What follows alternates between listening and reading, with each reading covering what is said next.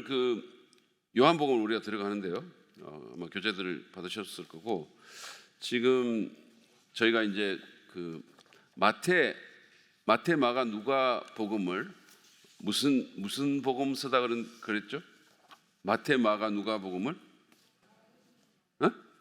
그렇죠. 예, 공간 복음이라고 했습니다. 공통된 그런 주제를 서로 다루고 있고 관련이 있기 때문에 공간 복음이다 이렇게 얘기를 합니다. 요한복음은 아니에요. 요한복음은 좀 특별한 겁니다. 그래서 이제 요한복음에는 뭐 우리가 보면 알겠지만 그 이 마태, 마가, 누가에 없는 내용들이 굉장히 많이 거기 나오거든요. 그래서 어쨌든 마태, 마가, 누가를 우리가 쭉 봤고, 여러분 마태복음은 몇 장으로 되어 있었죠? 예? 예.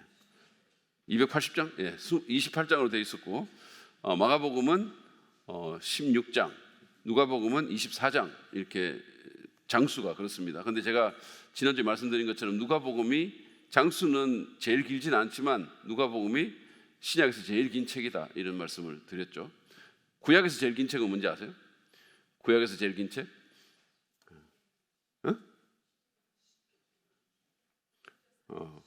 구약에서 제일 긴 책은 예레미야서입니다. 예레미야서가 구약에서 제일 긴 책이에요. 그러니까 그 장수는 안 그렇지만 내용이 제일 긴 책이 구약에서는 예레미야서고, 신약에서는 누가복음이 제일 길다고 말씀드렸고요. 마태는 예수님의 사도 레위, 세리 출신의 사도였고 12제자 중에 한 사람이었죠. 마가는 누구의 영적 아들이라고 그랬죠? 네? 마가의 영적 아버지가 누굽니까? 베드로죠. 베드로. 그러니까 이게 베드로가 전달해준, 목격자인 베드로가 전달해준 내용을 상당히 받아서 이렇게 쓴 것이 마가복음입니다. 그러니까 어떻게 보면 베드로의 복음이다 이렇게 말해도 되는, 뭐 가언이 아닐 정도로 베드로를 통해서 마가가 많은 인포메이션을 받았다고 보고, 누가는 누구의 동역자였죠?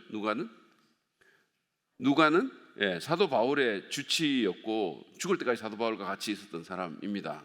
그러니까 마태, 마가, 누가는 다 이렇게 그 사도거나 사도와 연관된 사람들이었고, 마태는 예수님을 뭘로 표현했다 그랬죠?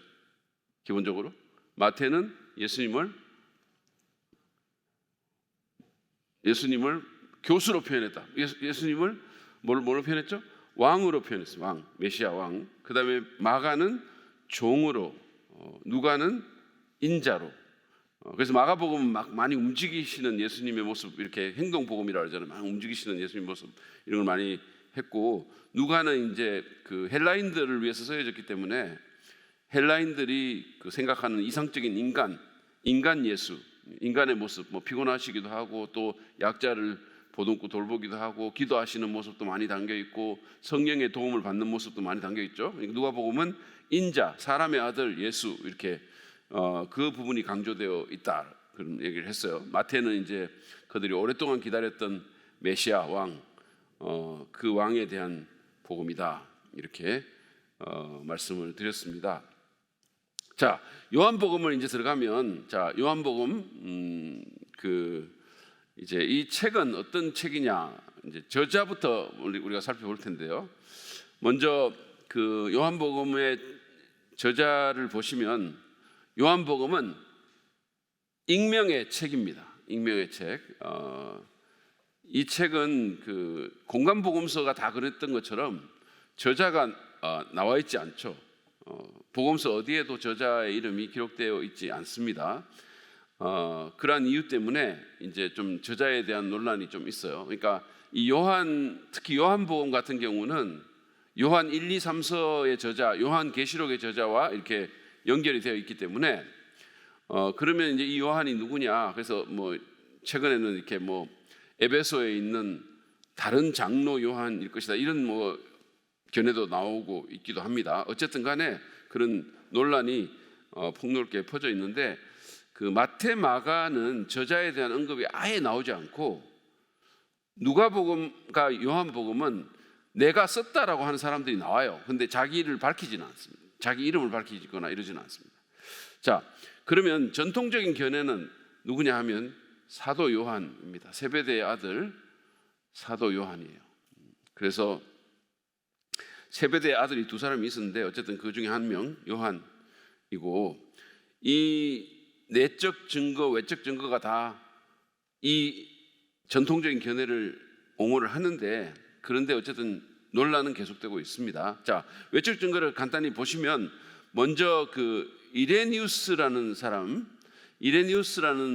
2세기의 교부인데요. 이 사람이 이렇게 말합니다. 예수님의 품에 기댄 예수님의 제자 요한이 소아시아 에베소에 거주할 때 요한복음을 기록했다, 이렇게 말합니다. 2세기 교부였던 리옹의 감독, 리옹 지금 프랑스죠. 리옹이 프랑스에 있는 지역인데 거기 감독을 했던 유명한 교부입니다. 이단들하고도 싸웠고, 이 사람이 이렇게 증언을 했어요. 예수님의 제자인 요한이 에베소에 있을 때 요한복음을 기록했다. 그 다음에 이제 교회 최초의 어떤 역사가죠. 유세비우스라는 사람은 이레니우스의 글, 아까 말한 그 이레니우스의 글은 권위가 있다. 왜냐하면 그가 사도 요한의 제자인 폴리카백에서 들은 것이기 때문이다, 이렇게 얘기했어요. 그러니까 제가 몇 번 말씀을 드렸는데, 우리가 이제 아는 그 12제자나 뭐 성경에 나오는 인물들만 있는 게 아니고, 교회 역사는 그 사람들의 제자가 있고 또 뭐 이렇게 연결이 될 거 아닙니까? 그들도 제자를 키웠고 그 사람들 따르는 사람들이 있었고, 이 사도 요한의 제자 중에 폴리카비라는 사람이 있었어요. 순교한 분입니다. 불에 태워서 이렇게 죽은 분인데, 끝까지 주님을 이렇게 버리지 않았던 그런 아주 신실한 주의 종인데, 이 폴리캅에게서 직접 이레니우스가 들었다라는 거예요. 그렇기 때문에 앞에서 말한 그 이레니우스의 증언이 권위가 있다라고 말을 하는 겁니다. 그뿐만 아니라 터툴리안, 히폴리투스, 알렉산드리아, 클레멘트, 오리겐, 안디옥의 티오플리스 같은 그런 다 2, 3세기 교부들이에요. 2세기, 3세기에 주님을 섬겼던, 그리고 교회를 맡아서 목양했던 그 교부들, 그리고 글을 남겼던 사람들, 이 사람들은 글을 썼어요. 글을 썼기 때문에 그 교부들에 대해서 우리가 알고 있는 겁니다. 그런 교부들이 증언하고 있다는 겁니다. 그 다음에 무라토리언 또는 무라토리 정경이라고 하는 건데, 이거는 뭐냐 하면, 여러분 이거 이제 제가 하면서 이렇게 너무 머리 아프게 생각하지 마시고, 이게 만약에 잘 그냥 뭐 모르겠다 싶으면 그냥 무시해 버리세요. 넘어가면 됩니다. 그러니까 너무 막 알려고 할 필요도 없고, 그냥 제가 말씀만 드리는데 참고적으로 얘기를 해드리는 거거든요. 그래서 이건 내가 무시해도 되겠다 싶으면 그냥 무시하고 넘어가면 돼요. 근데 이 무라토리 정경이라는 건 뭐냐면 160년 AD, 그러니까 주 160년 또는 170년 경에 만들어진 건데, 기독교 최초의 신약 정경을 갖고 있는 책입니다. 그래서 우리가 지금 신약의 정경이 27권이잖아요. 아시죠? 그러니까 성경이 전체 몇 권이죠? 66권이잖아요. 구약이 39권, 신약이 27권, 상구 27. 하나님께서 우리에게 외우기 쉬우라고 그렇게 상구 27 이렇게 해가지고 39권, 27권 정경이 있죠. 우리가 확립이 돼가지고 오늘날은 정통 기독교를 믿는 사람이라면 누구나 이게 하나님 말씀이다, 이게 성경이다, 이렇게 이제 딱 우리가 알고 있잖아요. 물론 이제 캐톨릭은 외경이나 뭐 이런 걸 인정하지만 우리는 개신교는 인정하지 않죠.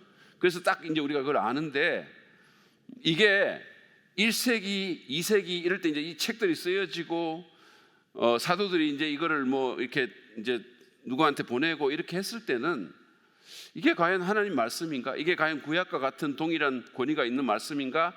하는 데 대한 여러 가지 그 논란 같은 게 있었을 거 아닙니까? 그래서 이제 이 책을 그 보편적 교회가, 전 세계에 흩어져 있는 교회가 이걸 하나님 말씀으로 받아들일 것인가 말 것인가에 대한 어떤 여러 가지 생각들이 있었을 거 아니겠어요? 근데 이제 그런 것들이 자연스럽게 성령의 역사하신 가운데 걸러지고, 이렇게 또 제대로 된 하나님 말씀으로 받아들여지고, 그래서 심지어 우리가 베드로전서 후서를 보면 이미 베드로가 이 책을 쓸 때도 사도 바울의 글이 하나님 말씀으로 받아들여졌음을 알 수가 있어요. 거기 쓰여져 있어요. 그런 것처럼 빠르게 어떤 책들은 하나님 말씀으로 받아들여졌고, 어떤 책들은 조금 늦게 받아들여졌어요. 근데 이 무라토리온 정경이 나왔을 때 170년 또는 160년, 뭐 빨리 보면 그렇게도 보는데, 그러면 그때 벌써 최초의 정경 목록이 나왔는데 우리가 지금 갖고 있는 27권 중에서 23권이 거기 포함되어 있어요. 그러니까 빠진 게 뭐냐 하면 히브리서, 야고보서, 요한 3서, 베드로 후서 요 4권 빼고는 다 거기 포함이 된 거거든요. 그러면 이 2세기가 되기 전에, 2세기가 지나가기 전에 지금 우리가 하나님 말씀으로 믿고 있는 것들이 거의 하나님 말씀으로 보편적인 교회 공동체에서 인정이 됐다는 거죠. 그러니까 이게 그래서 굉장히 중요한 것인데, 이 책이. 근데 여기에 보면 이렇게 되어 있습니다. 사도 요한이 요한복음을 기록하였고 그의 동료들이 개정하였다, 이렇게 이제 말을 하고 있습니다. 자, 어쨌든 그래서 전통적인 견해의 외적 증거들은 압도적으로 고대 교부들의 증언이나 이런 것들, 문서의 증언을 보면 압도적으로 사도 요한의 저작서를 지지하고 있다는 거고요. 자, 내적인 증거를 보면 먼저 저자는 유대인일 가능성이 아주 높습니다. 우리가 이 책을 읽어보면 왜냐하면 이 저자가 유대인의 견해라든지 의식, 습관 같은 데 대해서 잘 알고 있어요. 이를테면 이런 게 나옵니다. 요한복음 7장 22절에 보면요, 그 할례에 대한 얘기가 나오거든요. 모세가 할례법을 줬다는 얘기가 나와요. 근데 그 저자가 갈로를 쳐가지고 뭐라고 얘기하고 있냐면, 사실은 모세가 할례를 한 게 아니고 그 조상들에게 비롯된 것이다, 이렇게 말을 하고 있어요.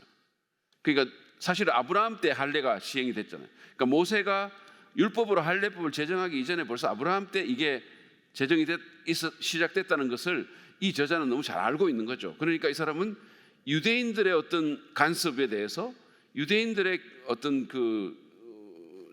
뭐랄까 이렇게 전통이랄까 이런 데 대해서 너무 잘 알고 있는 거죠. 그리고 구약 성경을 인용을 하는데 종교적인 생활 규범으로 구약 성경을 인용을 많이 합니다. 이사야서 인용하고 막 이렇게 하고 있어요.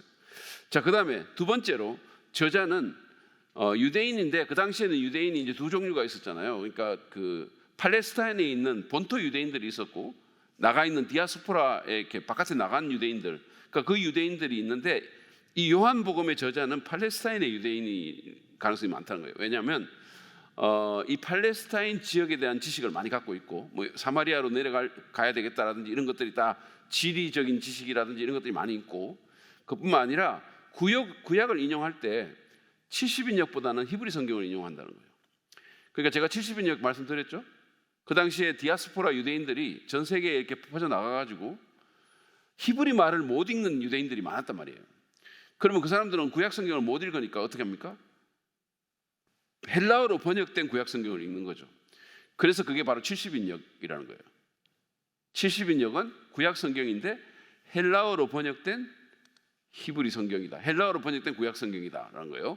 그러니까 그 당시에 히브리 말을 모르는 디아스포라 유대인들이 다 이 70인역을 읽었는데, 만약에 저자가, 그래서 사실은 사도 바울도 구약 성경을 인용할 때 이 70인역 인용을 굉장히 많이 합니다. 그런데 요한복음의 저자는 히브리 성경을 인용하고 있다는 거죠. 그 말은 이 저자가 디아스포라 유대인이라기보다는 팔레스타인에 거주했던 유대인이었기 때문이다라는 거죠. 세 번째, 저자는 그가 묘사하고 있는 사건들에 대한 직접 목격자입니다. 이 사람은 자기가 쓰고 있는 그 사건에 대해서 목격한 사람이에요. 자, 요한복음 1장 14절을 대표적으로 한번 보죠. 거기 보면 우리 같이 한번 읽어볼까요? 시작. 그 말씀은 육신이 되어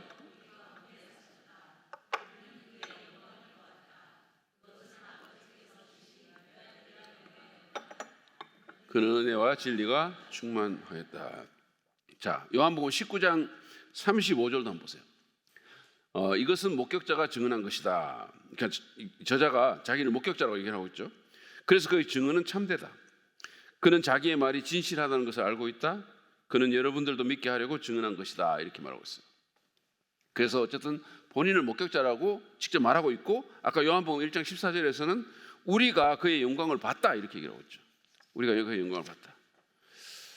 그렇기 때문에 직접적인 목격자가 이 책을 썼다는 거예요. 그 다음에 네 번째로, 저자는 이 요한복음을 보면 예수께서 사랑하시던 제자로 소개되어 있습니다. 예수님이 사랑하시던 제자, 이렇게 소개되어 있어요. 물론 예수님 모든 사람 사랑하시잖아요. 그렇지만 특별히 이 이 육신적으로 이 요한이라는 사람하고 깊이 사실 연결돼 있었던 것 같아요. 근데 어쨌든 그 사랑하시던 제자 이렇게 돼 있는데, 먼저 이렇게 보면 요한복음 21장 20절 24절에 보면 저자가 자신을 이렇게 소개합니다. 보시죠. 베드로가 돌아다 보니 이거는 이제 예수님께서 베드로를 회복시키시고 베드로에게 네가 젊어서는 네 마음대로 띠뛰고 다녔지만 나중에는 다른 사람들이 네 손을 벌리고, 그러니까 자기 죽음에 대해서 예고하고 나서 이제 베드로가 그 예수님의 뒤를 따르면서 돌아보니까 이렇게 이제 이런 일이 있었던 거죠. 예수께서 사랑하시던 제자가 따라오고 있었다. 이 제자는 마지막 만찬 때 예수의 가슴에 기대어서 주님을 넘겨줄 자가 누구입니까? 하고 물었던 사람이다. 이 모든 일을 증언하고 또 이 사실을 기록한 사람이 바로 이 제자이다. 우리는 그의 증언이 참되다는 것을 알고 있다. 그러니까 여기 요한복음 21장 20절 또 24절에 보면 분명히 우리가 알 수 있는 게 뭐냐면, 이 요한복음의 모든 일을 증언하고 기록한 사람이 누구냐 하면 바로 예수께서 사랑하시는 제자라는 거예요. 근데 그 사람은 어떤 사람이냐? 1번, 이 제자는 마지막 만찬 때 예수님의 품에 기대어 있었던 사람이라는 거죠. 아까 그렇게 말했잖아요. 그리고 배반할 자에 대해서 질문했어요. 이 자가 배반을 할 것입니까? 그러니까 그 당시에 이제 여러분 우리가 그 레오나르도 다빈치의 마지막 만찬, 최후의 만찬 그 그림을 보면 전부 이제 이렇게 테이블에 쫙 의자에 앉아 있는데, 그거는 다빈치 자기 시대의 문화에서 자기가 상상해서 그린 거고, 예수님 당시에 유대인들은 이렇게 해가지고 밥 먹고 이랬어요. 이렇게 앉아가지고 이렇게 거의 반 들었다시피 해가지고 그렇게 식사를 했단 말이에요. 그랬기 때문에 이렇게 있는데 예수님이 이제 요한이 아마 그 앞에 이렇게 있어 좀 기댄 이런 상황인 거죠. 그러니까 그것은 굉장히 친밀했다라는 걸 말해주죠. 친밀했다. 윤 목사님 단 한 번도 저한테 이렇게 기댄 적이 없고, 저도 윤 목사님한테 단 한 번도 기댄 적이 없어요. 근데 이제 이 예수님의 요한이 이렇게 기대해서 이렇게 했다는 것은 굉장히 친밀한 거죠. 가슴에 기대서 기대가지고 속삭인 거예요. 예수님에게 주님을 넘길 자가 이 사람입니까? 이렇게 다른 사람 못 듣고 예수님하고 둘이 이렇게 얘기한 거예요. 그러니까 그만큼 이제 친밀했다는 거죠. 자, 두 번째로 이 제자는 예수님이 십자가에 못 박히실 때 함께 했고, 예수님의 어머니 마리아에 대해서 예수님과 대화했던 사람입니다. 자, 요한복음 19장 26절 27절 보시죠. 예수께서는 자기 어머니와 그 곁에 서 있는 사랑하는 제자를 보시고, 여기 사랑하는 제자가 또 나오죠. 그러니까 사랑하는 제자를 보시고 어머니에게 어머니, 이 사람이 어머니의 아들입니다 하고 말씀하시고, 그 다음에 제자에게는 자, 이분이 내 어머니시다 라고 말씀하셨다. 그때부터 그 제자는 그를 자기 집으로 모셨다. 이렇게 되어 있죠. 그러니까 이 사랑하는 제자가 바로 예수님의 그 십자가 사건 때 다 도망갔다 그랬잖아요. 예수를 버리고. 근데 유일하게 이 현장을 지켰던 사람이 이 제자였던 거죠. 앞에서 말한 그 제자가, 요한복음을 기록한 제자가 바로 이 제자였던 거예요. 그리고 이 사람에게 예수님이 그 어머니를 부탁한 거죠. 그러면서 둘에게 서로 말을 하는 거죠. 이 사람이 예수님 십자가에 이렇게 높이 매달려가지고 밑을 내다보면서 얼굴이 피투성이, 온몸이 피투성이 된 채로 말하는 거예요. 그 예수님 마리아 옆에 요한이 있으니까 이 사람이 어머니 아들입니다. 그리고 요한에게는 네 옆에 있는 이분이 네 어머니시다. 그러니까 그렇게 모시라라는 거죠. 모시다. 이렇게 얘기를 해가지고 그때부터 그 제자가 예수님을 자기 집으로 모셨다 그랬어요. 그래서 결국은 나중에 그 에베소로 갈 때, 요한이 에베소 갈 때 마리아를 모시고 갑니다.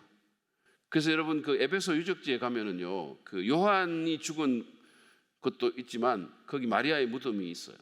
그러니까 마리아 무덤 유적지라고 이렇게 돼 있는 데가 있습니다. 그러니까 마리아도 에베소까지 가서 거기서 세상을 떠나는 걸로 이렇게 돼 있습니다. 네, 요즘은 엄마 이런 표현을 많이 쓰지만 그때는 원래는 어머니. 예. 우리 청년부 중에서 유일하게 어머니라고 말하는 사람이 이현민 군입니다. 예. 그래서 뭐 그때 당시에 그 한번 일화가 있는데 무슨 무슨 이런 이상한 메일이 문자가 와가지고 뭐 엄마 나 뭐 휴대폰 잃어버리고 어쩌고 저쩌고 하면서, 그러니까 안시록 목자님이 헷갈려가지고 이게 내 아들이 진짜 무슨 일이 생겼나 그래가지고 현민이한테 연락하니까 현민이가 어머니 저는 엄마를 엄마라고 말하지 않습니다 이렇게 말했. 예, 그렇죠. 그러니까 절대로 그래서 넘어가지 않죠. 예.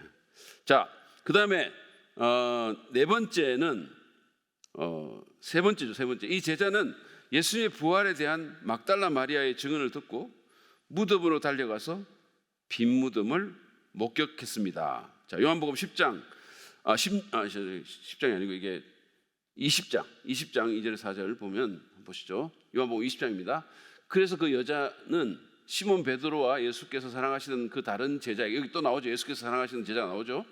달려가서 말하였다. 누가 주님을 무덤에서 가져갔습니다. 어디에 두었는지 모르겠습니다. 이제 그 여인들이 먼저 안식일 지나고 이제 무덤에 갔다가 막 무덤이 비어 있으니까 놀래가지고 막 이런 일을 한 거죠. 베드로와 그 다른 제자가 나와서 무덤으로 갔다. 둘이 함께 뛰었는데 그 다른 제자가 베드로보다 빨리 달려서, 이 사람이 나이가 젊으니까 빨리 달리는 거죠. 빨리 달려서 먼저 무덤에 이르렀다. 그제서야 먼저 무덤에 달하는 그 다른 제자도 들어가서 보고 믿었다 이렇게 돼 있죠. 그래서 이제 여기도 예수께서 사랑하는 제자가 베드로와 둘이 이렇게 이 여인들의 보고를 듣고 무덤으로 레이싱을 한 거예요. 레이싱을 했는데 이게 굉장히 자세하게 적었잖아요. 그러니까 누가 더 빨리 도달했다 이런 거죠. 그러니까 윤 목사님과 저하고 갔는데 윤 목사님이 더 빨리 달렸다 뭐 이런 식이죠. 왜냐하면 베드로가 나이가 많으니까 그럴 수밖에 없는 거죠. 자, 그 다음에 네 번째로 이 제자는 갈릴리 바다에서 낚시를 하다가 베드로와 함께 예수님의 부활을 직접 목격했다. 근데 제가 참 아까 그 얘기하다가 말았는데, 여러분 이거 있잖아요. 그러니까 둘이 같이 뛰었는데 베드로가 먼저 그러니까 요한이 먼저 다다랐잖아요. 그죠? 그런데 이 기록을 보면 누가 먼저 들어갔냐 하면 베드로가 먼저 들어가요. 그러니까 어떻게 보면 이 성격이 있는 거죠. 그러니까 몸이 좋아가지고 빨리 뛰긴 뛰었는데 요한은 못 들어가고 있는데 베드로는 쑥 들어가는 거예요. 베드로는 굉장히 좀 행동적이고 다혈질이고 적극적인 그 리더십이 원래 어떻게 보면 약간 그런 처음부터 그런 리더십이 좀 있는 사람. 언제나 뭘 먼저 말하고 먼저 행동하고 약간 이런 게 있어요. 자, 그 다음에 네 번째로 이 제자는 갈릴리 바다에서 낚시를 하다가 베드로와 함께 예수님의 부활을 직접 목격합니다. 자, 여기 보시면 요한복음 21장 7절에 보면 예수가 사랑하시는 제자가 베드로에게 저분은 주님이시다. 여기도 예수가 사랑하시는 제자가 또 나오죠. 저분은 주님이시다 하고 말하였다. 시몬 베드로는 주님이시라는 말을 듣고서 벗었던 몸에다가 겉옷을 두르고 바다로 뛰어내렸다. 예수님이 부활하셔서 이제 갈릴리로 다시 돌아가 가지고 고기 잡으러 가겠다라고 말한 그 제자들에게 예수님이 나타나시는 장면인데, 이때도 예수가 사랑하시는 제자가 나옵니다. 그 사람이 베드로에게 주님이라고 말을 하는 거죠. 왜냐하면 그만큼 가까웠기 때문에 알아본 거예요. 그만큼 가까웠기 때문에 예수님과 기대기도 하고 그만큼 친밀했기 때문에. 자, 그 다음에 다섯 번째로 이 제자는 요한복음 21장 2절에 언급된 7명의 제자 중에 한 사람입니다. 요한복음 21장 2절에 보면 이런 구절이 나옵니다. 시몬 베드로와 쌍둥이라고 불리는 도마와 갈릴리 가나 사람 나다나엘과 세베대의 아들들, 요한과 야고보죠. 그리고 제자들 가운데 다른 두 사람이 한 자리에 있었다 그랬어요. 그러니까 여기 더해보면 다 7명입니다. 그러니까 12제자 가운데 예수님이 부활하신 후에, 그러니까 이 시나리오가 어떻게 되냐면 예수님이 부활하신 그 주일에 제자들이 두려워가지고 방 안에 이렇게 있었을 때 예수님이 찾아왔잖아요. 그게 첫 번째 예수님께서 찾아오신 거거든요. 그랬는데 그때 도마라는 사람이 없었죠. 도마가 없었어요.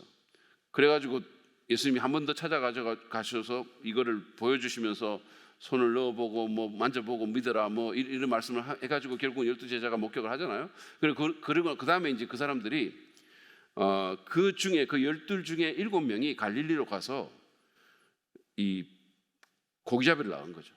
무슨 이유인지는 우리가 정확하게 모르겠지만, 그래서 고기잡이를 나갔는데 밤새도록 아무것도 못 잡았어요. 그런데 그때 예수님이 그 갈릴리 해변에 오시는 거죠. 제자들이 오시는 거예요. 그러니까 이렇게 오는 모습을 보고 이제 밤새도록 하나도 못 잡았으니까 얼마나 피곤하고 허탈하고 그랬겠어요. 오는데 아마도 베드로의 머릿속에서는 처음 자기가 예수님 만났을 때 그런 일이 또 있었거든요. 그게 아마 생각났을 거예요. 밤새도록 아무것도 못 잡고 그랬는데 누군가 왔고 요한이 그걸 보고 안 거예요. 다른 사람은 몰랐는데 요한이 안 거예요. 이분 주님이시다. 그러니까 베드로가 바로 그냥 바다로 뛰어내렸다 그랬잖아요. 이 베드로의 성격이 또 나오죠. 바로 뛰어내렸습니다. 뛰어내려가지고 막상 갔는데 거기 보면 예수님이 숯불 준비하고 이렇게 뭐 구워주고 이렇게 하는데 베드로가 한마디도 못해요. 왜냐하면 너무 창피하잖아요. 너무 자기가 이렇게 잘못한 게 있었잖아요. 예수님 3번 부인하고 예수님이 가장 필요로 할 때 예수님을 버렸던 그것 때문에 자기가 한마디도 못합니다. 그런데 여러분 예수님께서 베드로를 회복시킬 때 이게 참 재밌는 게 뭐냐 하면 3번 부인을 했단 말이에요. 베드로가. 그래서 요한복음 21장에 보면 예수님이 베드로에게 3번 네가 나를 사랑하느냐라고 물어요. 그리고 베드로가 불가에서 불을 쬐면서 부인을 했거든요. 그래서 숯불을 피워놓고 베드로에게 그걸 묻는 거예요. 그러니까 이게 어떻게 보면 이 회복의 장면이 이 베드로가 예수님을 부인하는 그 세팅하고 너무 비슷한 거야. 그거는 어떤 면에서 보면 완전한 회복의 어떤 과정일 수도 있겠지만 한편으로는 네가 한 짓을 잊어버리지 말라는 거예요. 이거 정말로 잘못된 거고 이거 부끄러운 거고 그래서 그런 것들이 이중으로 들어가 있는 것 같아요. 그래서 그걸 깨닫게 하고 왜냐하면 사람이 있잖아요. 자기 잘못을 깨닫고 그 잘못을 회개하기 전에 진정한 회복이 이루어지지 않아요. 그래서 그거를 이렇게 암시해 주는 거죠. 생각날 수밖에 없지. 나라도 얼마나 생각나겠어요. 그러니까 베드로가 한마디도 못하는 거지 거기서. 그러다가 이제 나중에 말하니까 뭐 밥 먹을 때는 한마디 그렇게 말 많은 베드로가 한마디도 못하는 거예요. 한마디도. 얼마나 말하고 싶었겠어요. 근데 한마디도 못하다가 주님이 나를 사랑하느냐라고 말하니까 사랑합니다라고 대답하는 거죠. 그러니까 이제 그런 그 회복의 절차가 거기서 이루어진 것을 우리가 보게 되는 거죠. 어쨌든 여기에 이 상황 가운데서도 이 제자가 있었다. 7명의 제자, 낚시하러 간 7명의 제자 중에 한 사람이었다. 그다음에 6번에 보면 이 제자는 베드로와 매우 친한 사이였고 예수님의 영광을 직접 목격한 자입니다. 그렇죠? 아까 우리가 요한복음 1장 14절에서 봤잖아요. 나는 그 영광을 직접 봤다 이렇게 얘기했잖아요. 그러니까 근데 여러분 보세요.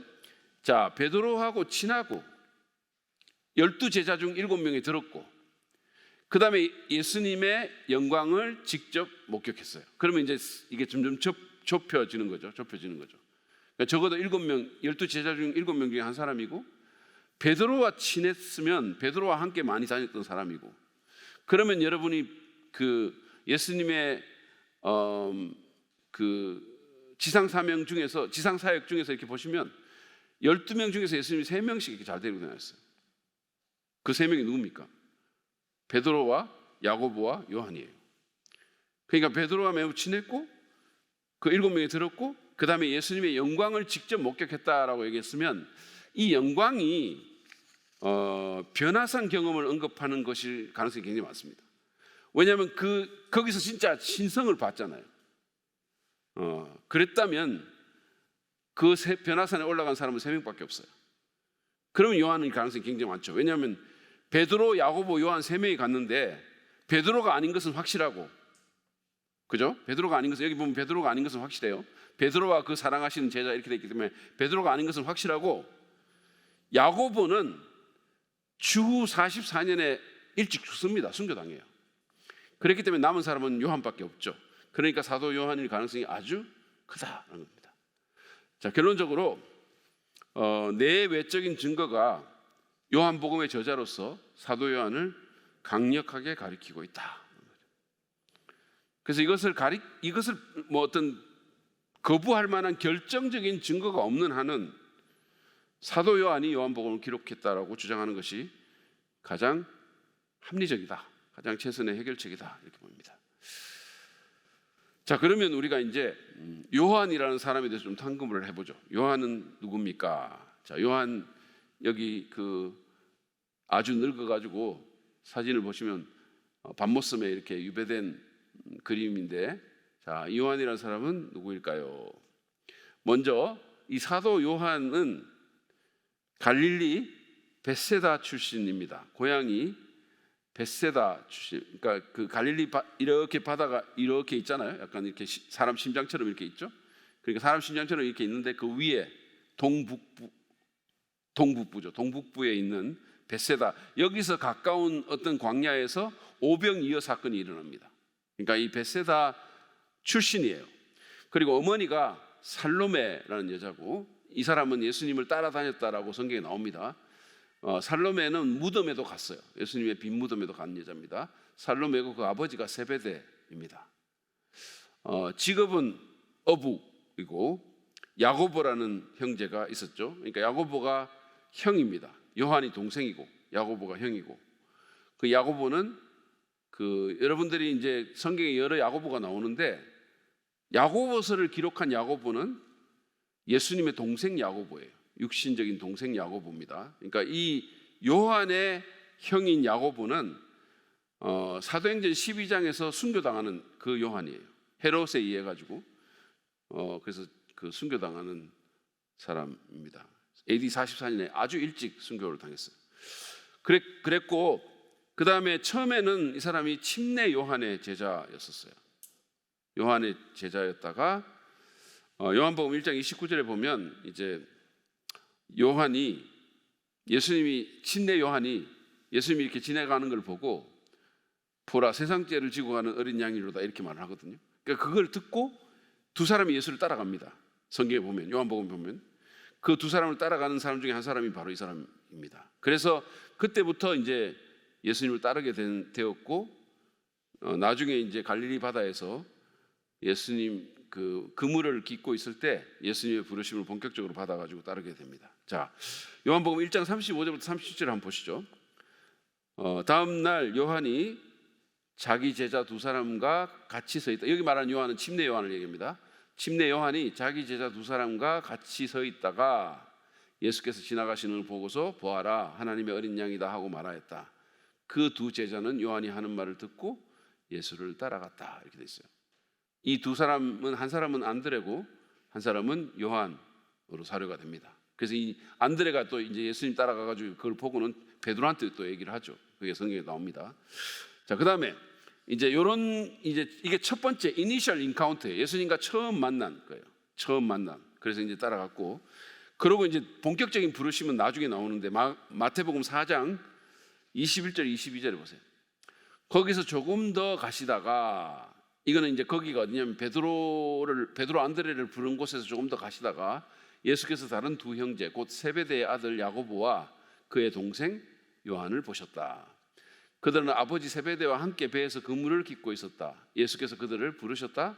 그들은 곧 배와 자기들의 아버지를 놓아두고 또는 버려두고 예수를 따라갔다. 이렇게 했어요. 그래서 이게 이제 본격적으로 예수를 따른 거예요. 그러니까 완전히 버려두고 따라가는 이런 일들이 있었습니다. 예수님의 부르심을 듣고 어떻게 보면 이 사건에서 예수님의 강력한 그 권위가 느껴지죠.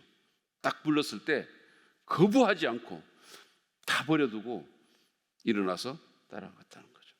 좀 대단한 것 같아요. 자, 우리가 예수를 따를 때 버릴 것들, 그러니까 이제 소위 우리의 그물은 무엇인지를 생각할 필요가 있어요. 우리가 못 버리고 있는 것들.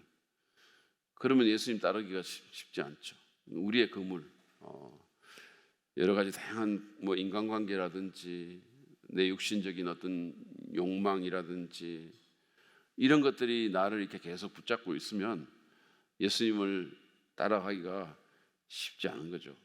그래서 우리가 그물을 버리고 따라가야 된다. 자, 두 번째로 요한의 이름을 보면, 이름은 우리가 침례 요한 할 때도 얘기는 했어요. 주님은 은혜로우시다, 여호와는 은혜로우시다, 이런 뜻입니다. 자, 이게 그리스어로는 여기 보시면 요한네스라는 거예요. 요한네스. 이게 이제 그리스어의 이름이고, 히브리어로는 여호하난 또는 요하난 이렇게 부릅니다. 요한의 이름을. 그래서 이렇게 이제 그 이름은 주님은 은혜로우시다, 자비로우시다 이런 거라고 생각하시면 되고, 그 다음에 세 번째로 이 요한은 예수님의 지상 사역 때 미숙한 모습을 여러 번 보였습니다. 이제 여러분들이 좀 아시는 스토리들이 있는데, 이를테면 사마리아 마을을 지나가면서 사람들이 예수를 푸대접한다는 이유로 하늘에서 불을 내려가지고 이 사람 다 태웁시다 이렇게 말한 사람이에요. 네, 그러니까 성격이 불같았던 그런 사람이었던 것 같아요. 그러니까 굉장히 좀 과격하고 성격이 아주 뭐라죠, 이렇게 급하다 그럴까? 아니면 이렇게 좀 그런 성격, 그러니까 그렇게 별로 좋은 성격은 아니었던 것 같아요. 어쨌든 그래서 예수님이 우리의 아들이라는 별명을 줬는지 모릅니다. 그 다음에 또 자기들을 따르지 않는 어떤 사람이 귀신을 쫓아내니까 자기가 그런 일을 못하도록 막았다는 거예요. 그러니까 너 왜 이거 귀신 쫓아내고 예수의 이름으로, 그 사람이 예수의 이름으로 했다 그랬거든요. 그런데 너는 우리 중에 일부가 아니잖아, 왜 그거 해? 하지 마! 라고 막았다는 거예요. 그러니까 굉장히 배타적인 사람이었어요. 배타적이었고, 어떻게 보면 자기 나는 12제자 안에 들었는데 네가 이런 식이에요. 그러니까 상당히 좀 이런 미숙한 모습이 있었다는 거예요. 약간 엘리트 의식이라 그럴까?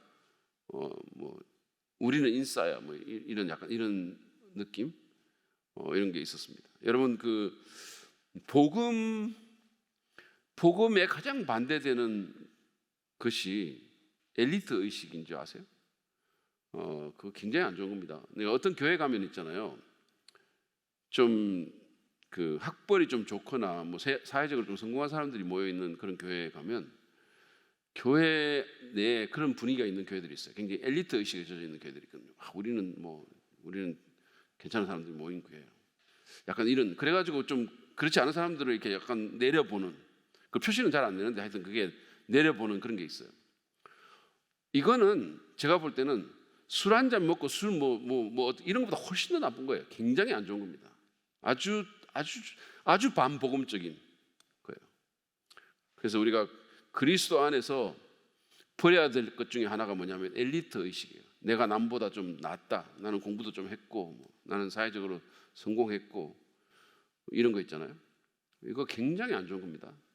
주님은 우리를 정말 그 모든 것을 다 버려두고 있는 모습 그대로 다 받으시죠. 그리고 예수님께서 이 땅에 오셨을 때 주로 어울렸던 사람들이 엘리트들이 아니었어요. 예수님이 이 세상에 오셨을 때 어울렸던 사람들은 사회에서 손가락질 받고 버림받고 어떻게 보면 소외되고 이런 사람들이었습니다. 제대로 이렇게 옷 입고 이렇게 처신하는 사람들 아니었어요.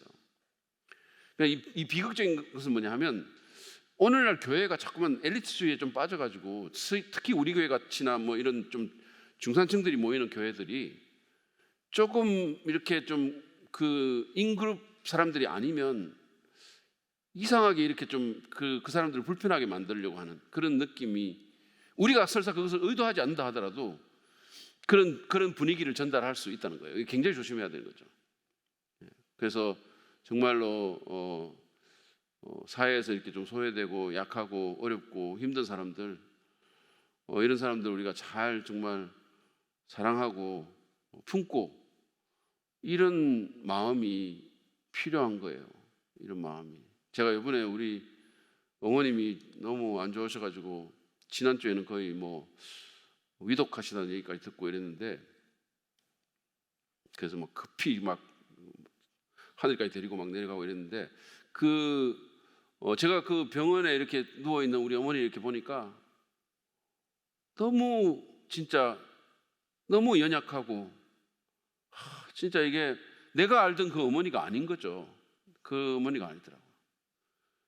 우리 어머니는 지금 연세가 90세인데 옛날 사람이잖아요. 그런데 우리 어머니는 그 당시에 대학 나온 분이세요.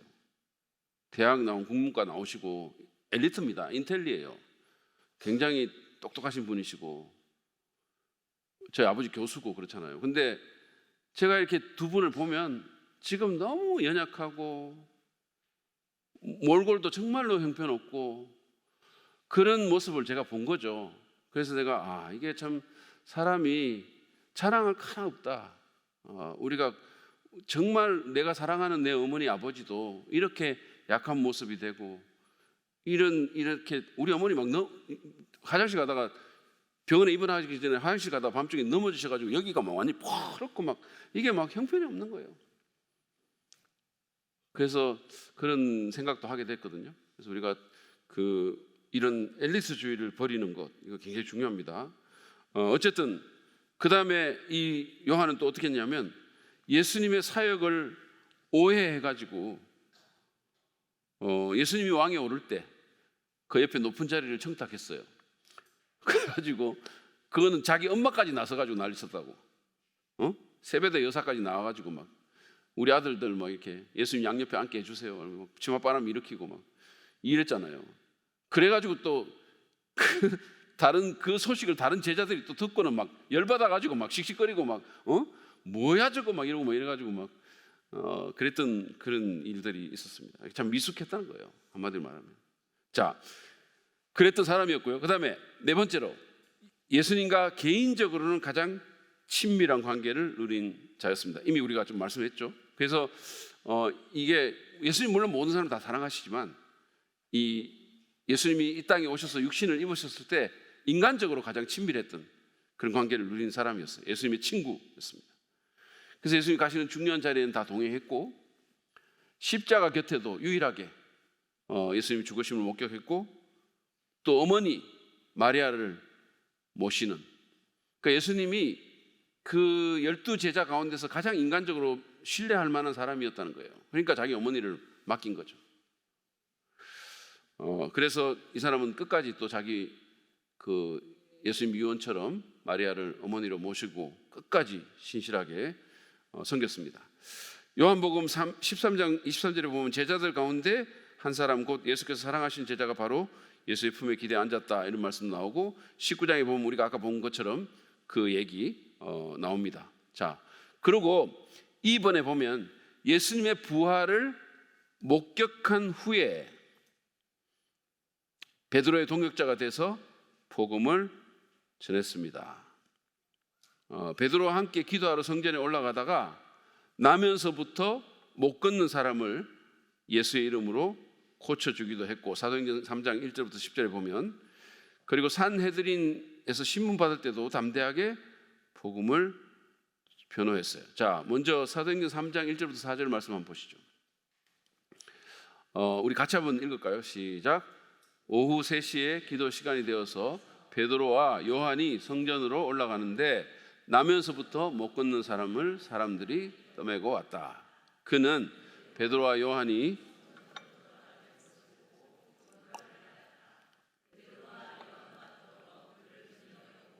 그에게 말하였다. 자, 그러니까 여기 보면 두 사람, 그러니까 베드로와 요한이 같이 이렇게 성전으로 기도하러 올라가다가 이 날때부터 못 걷는 사람을 만나게 돼서 그 사람을 일으키는 그런 기적의 현장에 말하자면 있게 된 거죠. 자, 그 다음에 사도행전 4장 19절부터 20절에 보면 그때 베드로와 요한은 대답하였다. 그러니까 산헤드린에서 막 이렇게 협박하고 막 이렇게 했을 때 두 사람이 대답했다는 거예요. 하나님의 말씀을 듣는 것보다 당신들의 말을 듣는 것이 하나님 보시기에 옳은 일인가를 판단해 보십시오. 우리는 보고 들은 것을 말하지 않을 수 없습니다. 굉장히 담대하죠. 여러분, 이거 우리 그냥 읽고 넘어가는데 권력자들 앞에 서서 사실은 뭐 인간적으로 보면 내 생명을 좌지우지할 수 있는 사람이잖아요. 왜냐하면 이미 그들은 자기 스승도 죽였던 사람이에요. 그죠? 그러니까 자기들과 비교되지 않는 그런 파퓰레리티를 지닌 인기를 지녔고 엄청난 기적을 행했고 능력이 많았던 예수도 죽였는데 뭐 이런 제자 하나 못 죽이겠어요? 그러니까 그 사람들 앞에 서 있는 거죠. 지금 내 생명이 이 사람도 손에 달렸다라고 충분히 이렇게 인간적으로 보면 그렇게 말할 수 있는 사람들이잖아요. 그 사람들 앞에서 위협을 받고 이렇게 말하기가 쉽겠어요? 사람이 목구멍이 포도청이라 그러고 자기가 이익이 딱 걸리면 사람이 비굴해지고 이렇게 되잖아요. 그리고 할 말 못하고 이런 경우가 많거든요. 제가 이제 우리 예전에 한국에 분노 조절 장애 많다고 그래서 막 막 이게 뭐 그걸 못한다고 막 분노 조절, 분노를 컨트롤 못하는 이런 게 많다고 얘기를 했거든요. 그게 현정이가 이현정 양이 뭐라고 말했냐면, 근데 그게 약간 선택적인 것 같다고. 그러니까 자기보다 높은 사람한테 분노 조절 장애 하는 사람은 없다는 거예요. 자기 뭔가를 쥐고 있는 사람들 앞에서 그렇게 하는 사람은 잘 없다는 거지. 그런데 안 그런 사람들한테 할 만하니까 분노 조절 못한다고 그런 얘기를 한 적이 내가 들은 게 기억이 나요. 그래서 사실 이게 쉽지 않은 거거든요. 그럼에도 불구하고 이게 진짜 용기인 거죠. 내가 죽을 수도 있다. 내 이익을 빼앗길 수도 있다.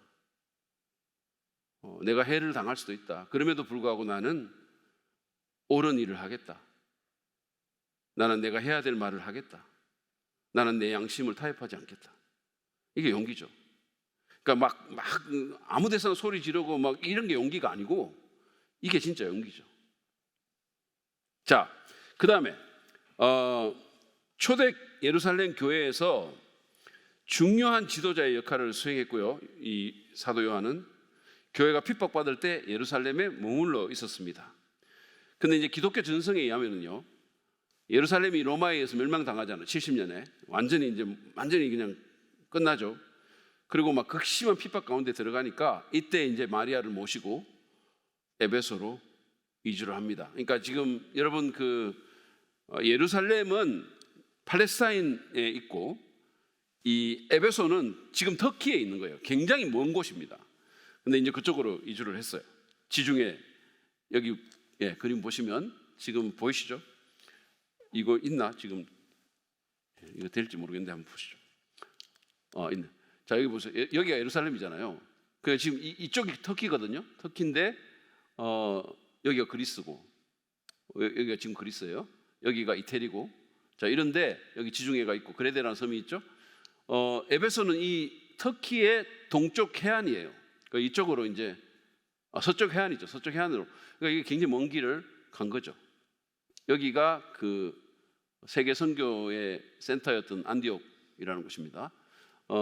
그래서 어쨌든 지금 그렇게 갔습니다. 갔고 주 80년에 교회 전성에 의하면요, 디모데가 아르테미스 축제 때 말씀을 전하다가 돌을 맞고 죽어요. 그러니까 여러분 히브리서를 읽어보면 디모데가 옥에 갇혔다 이런 표현이 나옵니다. 그러다가 이제 뭐 이런 게 나오거든요. 그러니까 디모데도 에베소 교회에서 사역을 했어요. 목회자로. 그러니까 성경에 보면 그 바울과는 달리 디모데는 좀 소심한 성격이었던 것 같고, 그래서 아마 스트레스를 받아서 그런지 몰라도 위장병도 있었어요. 그래가지고 바울이 너 이 위장병 때문에 이 포도주 조금씩 마셔라 뭐 이런 조언도 해주고 하잖아요. 그러니까 이제 굉장히 좀 소심한 사람이었음에도 불구하고 디모데가 이 신앙을 지키고 자기 신앙 때문에 감옥까지 갔던 사람이잖아요. 그러니까 이 디모데도 점점 변화되고 성장해 나가는 모습을 보이는 거죠. 어떻게 보면 소심했던 사람이 용기 있는 사람으로 이렇게 조금씩 변화되는 거예요. 자, 그러면서 심지어 그가 최후가 어땠냐? 아르테미스, 성경에 보면 아데미라 그러죠. 그 여신이죠, 여신 축제 때 말씀 전하다가 돌에 맞아서 죽어요, 디모데가. 자, 그래서 이제 그 에베소 교회에 유고가 생기는 거죠. 목사님이 없어지게 되죠. 그래서 그 후에 이제 이 사도 요한이 디모데의 후임으로 에베소 교회를 맡아서 목회를 하게 되는 겁니다. 그래서 에베소라는 지역의 사진들 한번 여러분 눈여기를 위해서 보여드리겠습니다. 보여주세요. 자, 이게 이제 에베소의 거리예요. 유적지 거리. 이게 이제 야외 극장. 굉장히 큽니다. 그리고 이게 도서관이에요. 켈스 도서관이고 신전들 막 이렇게 있죠. 이게 답니까? 또 있나요? 없네요. 자, 그래서 어쨌든 이런 지금 저는 여러분들이 이 유적지에 한번 기회가 있으면 한번 가보시면 좋겠다는 생각이 들고, 제가 지금 마음에 생각하는 것 중에 하나는 나중에 얘기할게요. 하여튼 그런 게 있어요. 자, 그 다음에 여섯 번째는 도미티안 황제 때, 일곱 번째 도미티안 황제 때 기독교인 박해 때 황제 숭배를 거부한다는 이유로 주 95년에 밤모섬에 유배가 됐습니다. 그래서 거기서 주님의 계시를 받아가지고 이제 7교회, 아시아의 7교회에게 편지를 쓰죠. 근데 거기 보면 계시록 1장 19절에 자기가 본 것과 지금 있는 일과 장차된 것을 될 일을 요한계시록에 담아서 전합니다. 그래서 18개월 동안 밤모습에 유배가 되어 있다가 황제가 암살이 돼요. 암살이 되고 나서 주 96년 9월에 에베소로 돌아옵니다. 그리고 기독교 전승에 의하면은 그 이후에 이제 그 에베소 교회에서 제자들 돌보면서 사역하다가 주후 100년 내 95세의 나이로 소천했다고 합니다. 그러니까 아주 오래 산 거죠. 예수님 제자들 중에 제일 오래 살았어요. 그리고 이제 이 사람의 무덤으로 여겨지는 곳에 그 기념 교회를 4세기 때, 6세기 때 지었는데 그 유적들이 있습니다. 일단은 밤모습의 그 지도를 한번 보여주시면, 요거는 여러분 보시면 여기 보이죠? 그러니까 여기가 에베소고요. 요 지중해에 이렇게 섬이 하나 있어요. 여기가 밤모습입니다. 이렇게 여기 밤모습이고, 그 다음에 이제 밤모습, 지금 이게 밤모습의 사진들이에요. 또 뭐 다른 이거는 이제 그 요한 기념 교회, 계시를 받은 교회 요거고, 요게 이제 그 에베소에 있는, 아까 그거는 밤모습에 있는 거고, 요게 에베소에 있는 그 요한 기념 교회 유적들입니다. 이런 유적들이 있죠. 여기 이게 침례탕이거든요. 제가 굉장히 인상 깊게 봤는데, 이게 이 침례탕이 계단이 이렇게 있고 십자가 형태로 돼 있어요. 십자가 형태로 돼 있고, 이게 4세기 때 지은 건가 뭐 그래요. 근데 이제 제가 막 직접 내려갔어요. 거기 가서 직접 내려가 가지고 이렇게 보기도 하고 했는데, 같이 갔던 그 목사님, 성결교회 목사님인가 감리교회 목사님이 되게 인상을 받으면서 자기한테 침례하는 방법을 가르쳐 달라고 그렇게 저한테 얘기하더라고요. 그래서 얘기해가지고 제가 엄청 어깨 힘주고, 여기 침례, 이 봐라, 처음 여기 고대 침례탕 있지 않았냐, 뭐 이러고 뭐 이렇게 하면서 침례 교인으로서 자부심을 엄청 느꼈던 그런 순간이었었어요. 자, 그 다음에 이제 H번을 보시면, 요한은 우레의 아들이라는 별명을 들을 만큼, 그러니까 보아느게라는 그런 말이죠. 근데 우레의 아들이라는 별명을 들을 만큼 성격이 급하고 과격한 사람이었습니다. 근데 나중에는 사랑의 사도로 알려질 만큼 그 성품이 변화된 거예요. 그래서 이 사람이 쓴 요한 1서에 보면 사랑이란 단어가 60회나 나옵니다. 60회나 나와요. 그러니까 여러분 있잖아요. 이거는 우리가 참, 뭐 저도 그렇고 여러분도 그렇고 다 어떤 타고난 성품 같은 게 있잖아요. 있죠. 근데 이 성품은 사실은 이게 뭐 꼭 좋다 나쁘다 이렇게 말할 수 없는 그런 부분들이 있어요. 그리고 우리가 예수님을 믿고 성화된다고 해가지고 내가 I인데 E로 변하거나 이런 일은 없어요. T인데 F로 변하거나 뭐. 우리 집사람이 막 엄청나게 감성적이 되고 막 꽃을 너무 사랑하고 막 예를 들어서 막 음악을 원래 좋아하긴 한데 어쨌든 막 계속 막 단풍 질 때 막 단풍 이렇게 떨어질 때 눈물 흘리고, 절대로 그런 사람, 아무리 경건해도 우리 사람 절대로 그런 사람 되지 않아요. 여전히 그녀는 정확하고 숫자 좋아하고 이런 사람입니다. 여전히 별로 그렇게 기복 없고 흔들리지 않고 이래요. 그러니까 이제 사람이 지닌 어떤 이런 성향들이 있죠. 근데 그게 막 예수 믿는다고 아이가 뭐 E가 되고 뭐 T가 F가 되고 이런 일은 없어요.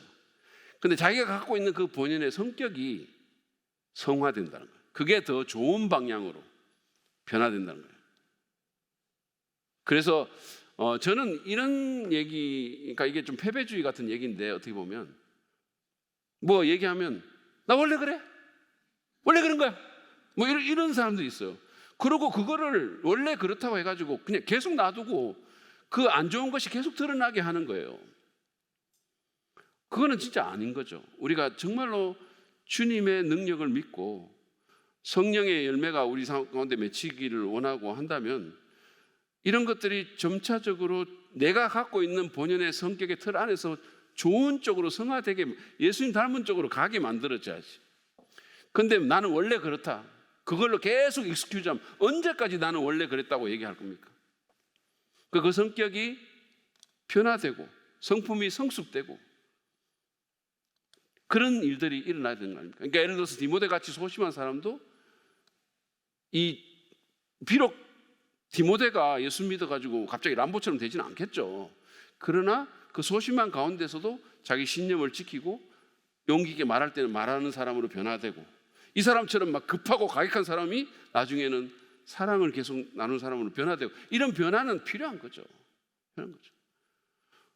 제가 보니까 저희 집사람도 결혼 초기에는 많이 미숙했거든. 근데 지금 많이 변화됐어요.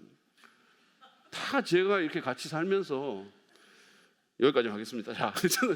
자, 어쨌든 간에 여러분, 그래서 우리가 이게 자꾸 이런 패배주의에 빠지고 스스로를 정당화하는 그런 방식으로 나는 원래 그래, 내 성격이 이래, 이런 식으로 말하지 마시기 바랍니다. 여러분의 성격이 그렇다고 그럼 예수님은 그거를 계속해서 안 좋은 면이 드러나도록 하실 겁니까? 그거를 우리가 자꾸 성화시키고 그걸 좋은 방향으로, 주님 닮은 방향으로 이렇게 나가도록 만들어야죠. 그죠? 그래서 우리가 시간이 걸리더라도 그런 변화를 추구해야 될 줄로 믿습니다. 이 요한에 대한 일화가 있는데요. 요한이 말년에 너무 핍박을 받아가지고 이 사람이 몸이 상해가지고 들것에 거의 이렇게 실려가지고 제자들이 이렇게 막 모셔오고 그랬대요. 그래가지고 이제 주일에 의자에 앉아가지고 간신히 버티고 앉아가지고 설교를 하는데 매번 사랑하라는 설교를 했대요. 그러니까 너무 지겨운 거지, 제자들이. 그래가지고 선생님, 이번에는 좀 더 새로운 설교를 해달라고 이렇게 얘기를 했대요. 그러니까 이분이 형제들아, 새로운 설교를 한다. 서로 사랑해라. 이렇게 얘기했대요. 그런 얘기를 듣고 저도 감동을 받고 했던 설교를 또 하자, 이런 생각을 했는데, 여러분, 그 사랑하라는 게, 제가 어떤 분이 이런 말을 들었어요. 그러니까 이게 뭐 사랑뿐만 아니라 어떤 분이 그러더라고요. 계속 똑같은 설교를 했대요. 왜 그렇게 계속 똑같은 설교를 합니까? 하니까, 아니 이거라도 변해야 되는데 안 변하니까 제가 계속 똑같은 설교 하는 거 아닙니까? 이렇게 얘기했대요. 근데 이제 요한은 어떤 얘기를 했냐면, 사랑에 대한 계명을 주면서 내가 너희에게 새 계명을 준다, 이렇게 얘기했잖아요. 사랑이라는 계명 자체가 새 계명이라는 거예요. 우리가 실천하고 서로 사랑하는 사람들이 될 수 있도록. 그래서 이 사람의 설교를 요약하자면 요한 1서 4장 7절부터 12절 말씀이 될 것 같아요. 자, 보세요. 사랑하는 여러분, 서로 사랑합시다. 사랑은 하나님에게서 난 것입니다. 사랑하는 사람은 다 하나님에게서 났고 하나님을 압니다. 사랑하지 않는 사람은 하나님을 알지 못합니다. 하나님은 사랑이시기 때문입니다. 하나님의 사랑이 우리에게 이렇게 드러났으니 곧 하나님이 자기 외아들을 세상에 보내주셔서 우리로 하여금 그로 말미암아 살게 해주실 것입니다.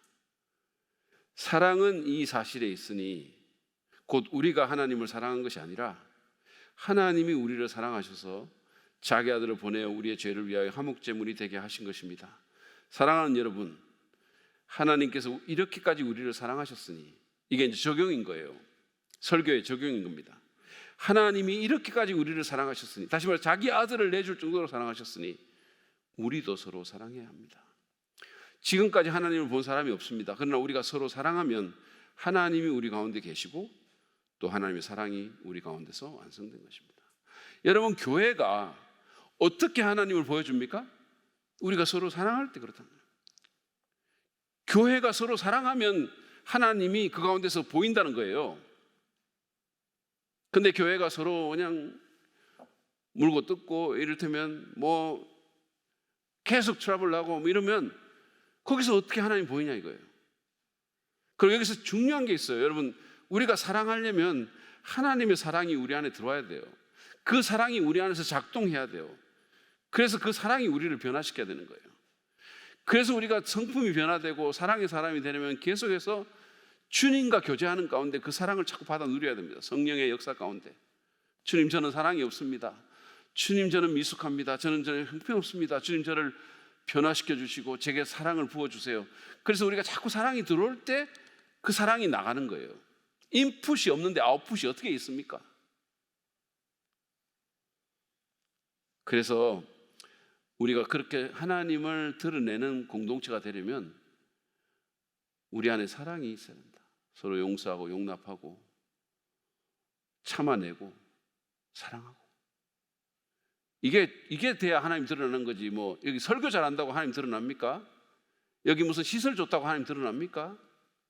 엘리트들 앉아있다고 하나님 드러납니까? 그거 아니거든요.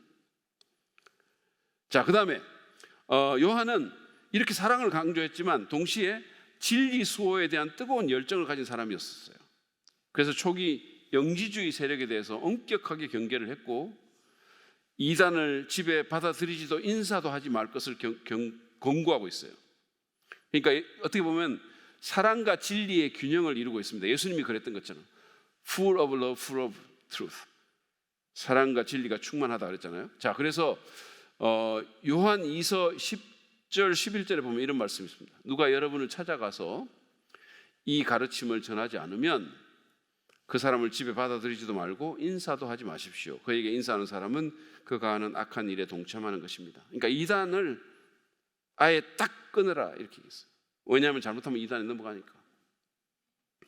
자, 그 다음에 제1분에 보면 그가 남긴, 이제 마지막입니다. 오늘 여기까지 하고 제가 마무리할 텐데요. 그가 남긴 가장 유명한 성경 구절을 두 구절만 뽑는다면 요한복음 3장 16절하고 요한 1서 3장 16절이 될 겁니다.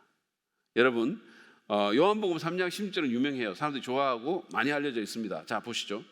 하나님께서 세상을 이처럼 사랑하셔서 외아들을 주셨으니 이는 그를 믿는 사람마다 멸망하지 않고 영생을 얻게 하려는 것이다. 이거 너무 좋은 말씀이잖아요. 너무 중요한 말씀이고, 그리고 우리가 하나님으로부터 그 사랑을 받아서 우리가 변화되고 우리의 운명이 바뀌는, 그리고 우리가 영원한 생명을 누리는 축복을 받는 그런 구절이기 때문에 너무 많은 사람들이 좋아하죠. 그런데 같은 요한이 쓴 장절도 같아요. 요한 1서 3장 16절은 그렇게 유명하지도 그렇게 사람들이 좋아하지도 않아요. 이게 상당히 부담스러운 구절이기 때문입니다. 보시죠. 요한 1서 3장 16절. 그리스도께서 우리를 위하여 자기 목숨을 버리셨습니다. 이것을 우리가 사랑을 알게 되었습니다. 그 다음 부분이에요. 그러므로 우리도 형제자매를 위하여 목숨을 버리는 것이 마땅합니다. 그랬어요. 이게 너무 부담스러운 거야.